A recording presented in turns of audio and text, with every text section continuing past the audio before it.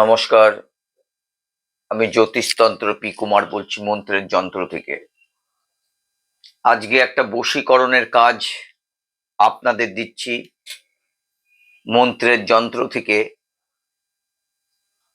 যেই কাজ আপনার অবাধ্য স্ত্রী আপনার জীবনে আগের মতো ভালোবাসা নিয়ে ফিরে আসবে, কিন্তু এই কাজটা করতে গেলে যা যা প্রয়োজন সেটা কিন্তু খুব সামান্য।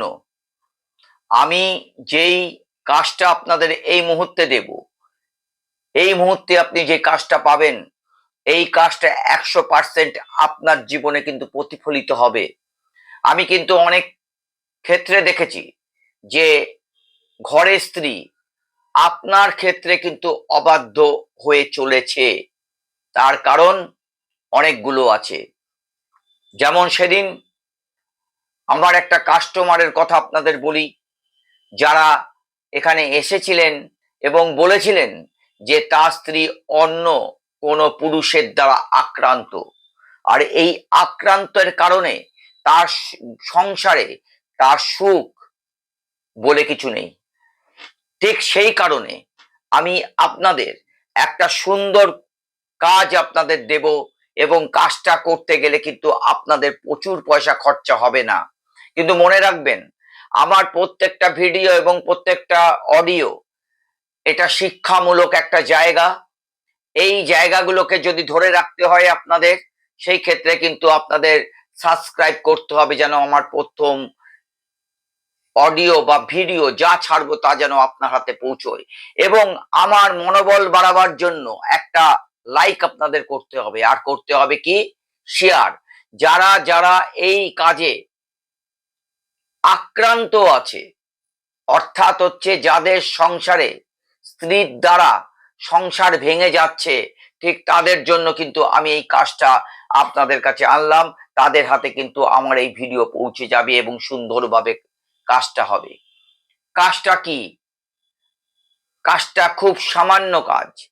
আপনি বাজারে গিয়ে ভেলি গুড়, যেই গুড় আমরা খাওয়া দাওয়া করি, খাই দাই যেই গুড় দিয়ে, সেই গুড় ভেলি গুড় আপনার কিন্তু একটা জোগাড় করতে হবে। এই ভেলি গুড় কিছুটা জোগাড় করার পর আপনি রাত্রে যখন শোবেন, তখন এই ভেলি গুড় আপনার যেই খাটে আপনি শুচ্ছেন, সেই খাটের নিচে যেদিকে মাথা দিচ্ছেন তার অপোজিট মানে পা, যেদিকে আপনার স্ত্রী বা আপনি শুচ্ছেন, সেই পায়ের নিচে এই ভেলিগুড়টা একটা ছোট্ট পাত্রে রেখে দিন। পাত্রে রাখার পরে যখন ভোর হবে, সকাল হবে, তখন এই ভেলিগুড়টা আপনি সযত্নে তুলে আপনি আপনার নিকটতম যারা বাচ্চা আছেন, ছোট ছোট বাচ্চা, তাদের এই ভেলিগুড়টা খাইয়ে দিন। আমি আপনাকে হলফ করে বলছি, এই ভেলিগুড় যদি আপনি এইভাবে নিয়মিত ঠিক 3 দিন আপনি করতে পারেন, আপনারা যেদিকে শুচ্ছেন তার পায়ের নিচে খাটের তলে যদি রাখতে পারেন, এবং এই 3 দিন যদি বাচ্চাদের খাওয়াতে পারেন পরের দিন, তাহলে আমি হলফ করে বলতে পারি আমার এই কাজ আপনার সংসারে সুখ শান্তি আনতে কিন্তু বেশি দিন লাগবে না।